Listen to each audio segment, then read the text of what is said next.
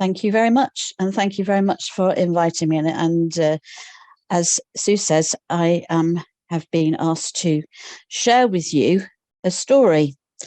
Now, I've decided to choose one actually from a book that is called Special Advent Birth Stories. Ooh. And this was produced by Deirdre Munro, Anne's Lloyd-Bairn and Jenny Clark back in 2017.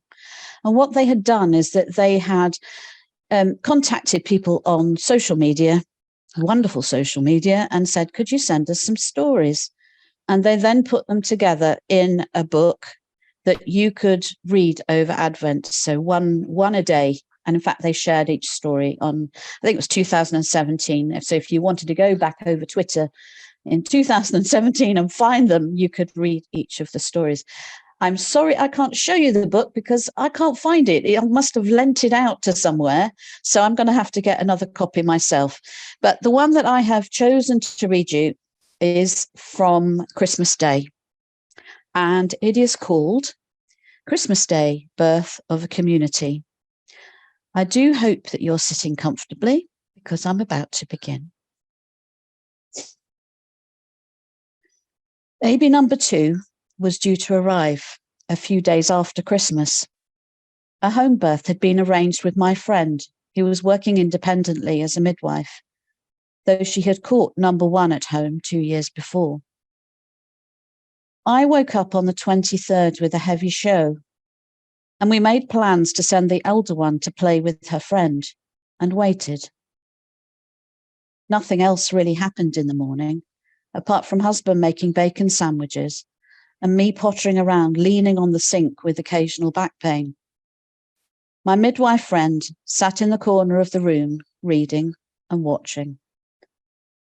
Eventually, I got a bit weary of nothing, and she suggested I lay down to sleep. Fitful though it was, and offering up some prayers for peace, I did rest. When I awoke, it all started quickly, and things progressed within a couple of hours to kneeling at the end of the bed on the floor. This was the 1990s, and this was really unusual. And daughter number 2 appearing so quickly that both the husband and the midwife missed her, and she slid onto the floor. But it's the rest of the story I want to share.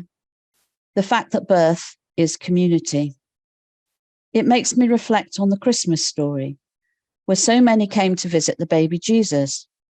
Of course, first it was daughter number 1 who returned from her friends, and them as well, and came to say hello.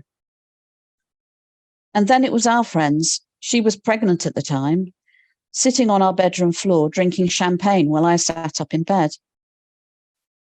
And then, as it was Christmas, and they were coming to stay in a borrowed house and had been on the way anyway, it was my parents and my 90-year-old grandmother.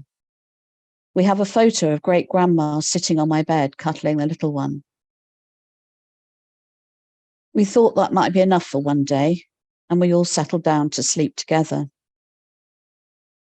The next day, it was more. Friends, neighbours, a church leader. We thought it was all done. Then, as the night fell, a knock at the door. My brother. Hello, can I stay with you? But we've had the baby, I said, surprised on the doorstep. Well, that doesn't matter, he said, and in he came and slept on our sitting room floor. The next morning, he was in bed with number 1 climbing over him and number 2 curled up on his chest. My story continued with later births, particularly one at home, where we had moved into an estate built in the 1960s.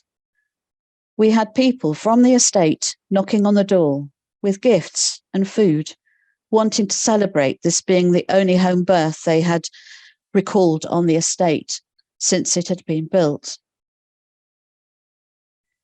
As time has gone on, it has never ceased to amaze me how birth in the community brings people together and draws them, just like that ancient story of old, with the shepherds and the wise men. This may not surprise you, but this was my story. the birth of our second daughter, who will be 30 in 9 days' time.